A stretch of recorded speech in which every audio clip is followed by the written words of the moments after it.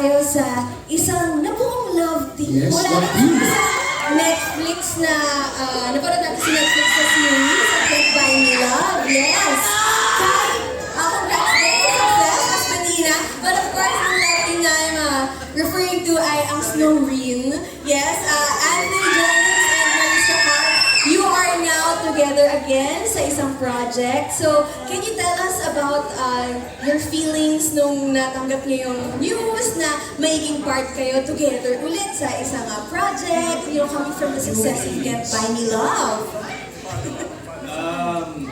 Well, noong una, parang binasa mo na namin yung script, tapos nung nakita ko na parang, medyo may glimpse pa rin ng, yung pagka-snowy. Hindi naman sobra, pero doon pa rin yung fun. So parang, sabi ko makaka-work ko ulit si Maris, and alam ko naman na masarap katabangan si Maris. But yung mga eksena namin talagang, pumapatong-patong kasi dami namin naiisip talaga na pwede kong bato tong lines na to, tapos sabayan mo ng ganito, yung mga ganon. So parang laging, nagbibigayan kami palagi sa isa. Happy ako maka-work ulit si Maris.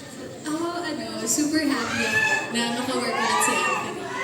And, nung nalaman namin na action yung gagawin namin, as in sobrang excited talaga kami. Well, ako, may end by pressure kasi hindi pa ako talaga nakasabak na action talaga.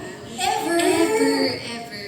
Siguro yung action lang na nagawa ko na dapa, ganyan. Pero, galing yan. mga ganon. Pero dito talaga may intense training. And then, happy kami kasi yung mga scenes na nagawa namin so far, funny.